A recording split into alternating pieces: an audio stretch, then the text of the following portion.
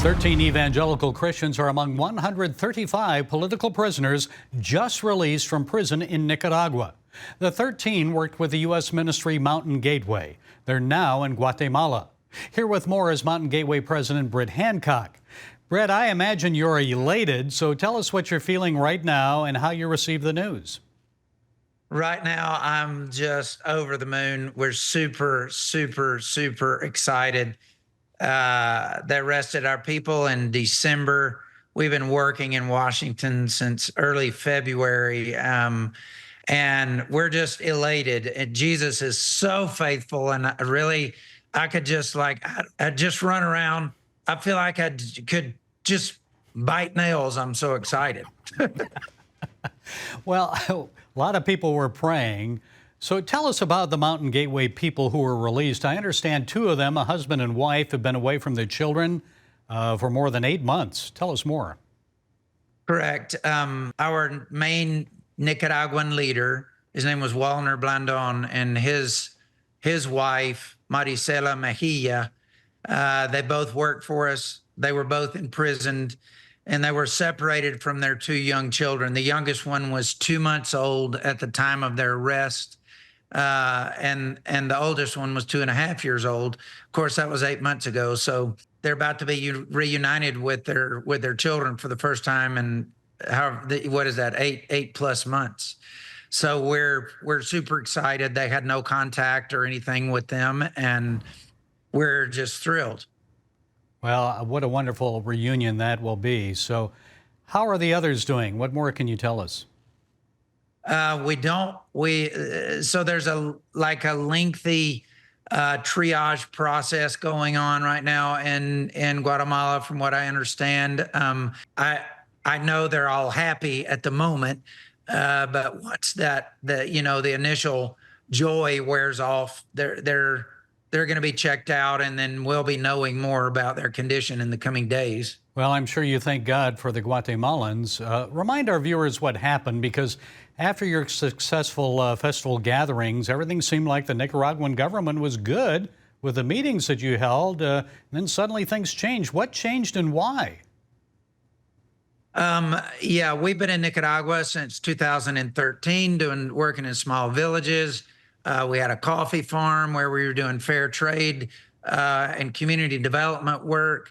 We responded to natural disasters and hurricanes. And then in 2023, we did a series of 8 mass evangelism campaigns together with our partner ministry, Shake the Nations, and evangelist Nathan Morris.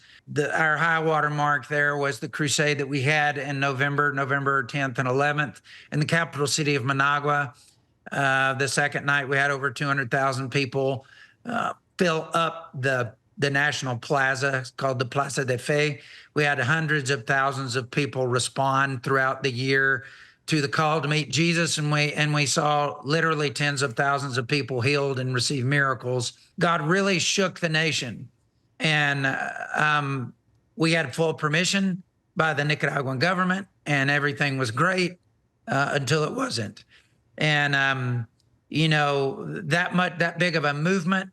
Well, I'll tell you, in the words of the State Department and members of Congress, Britt, that a movement that big is certainly going to be seen as a threat by the Nicaraguan government, the current regime that's there.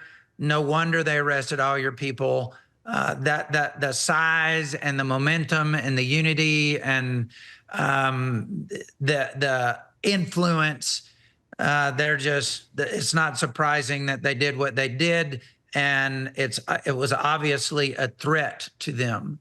And so, yeah, it's been not very fun.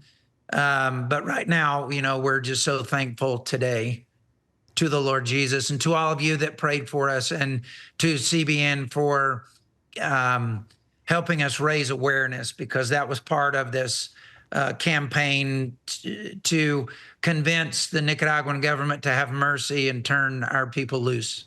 Well, it seems the government is now in the habit of expelling Christians from the country. Rather than trying to accommodate the religious rights of its citizens, they've even shut down Christian NGOs, other NGOs.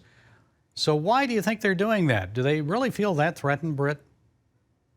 The history of communist dictatorships, they're just following the normal patterns. Sure. They purge, they isolate. The gospel is a threat to totalitarian power and control, because Christianity is based on a love relationship, and that's based on freedom and freedom of choice. And freedom and communism do not go together. And so that's why they always repress it. Well, so what's going to happen next for your workers, those that are in Guatemala? Well, we're going to do our best to get the families reunited, and they'll go through a decision-making process about where they want to resettle. And we're going to do everything that we can to back them up and help them and take care of them, as well as the State Department is also, big on the field to help all these people engage and get their lives reestablished. Well, that's good to hear. And what is your prayer then for the Christians of Nicaragua at this time? Our prayer really for the Nicaraguan people that we love so much is that freedom and life and abundance and prosperity and salvation, healing and deliverance would just expand, and that changes that the will of the Lord Jesus wants to happen in the civil government would be affected in the most efficient way possible. Okay. Britt Hancock, president of Mountain Gateway, thank you for joining us. Thank you so much. God bless you.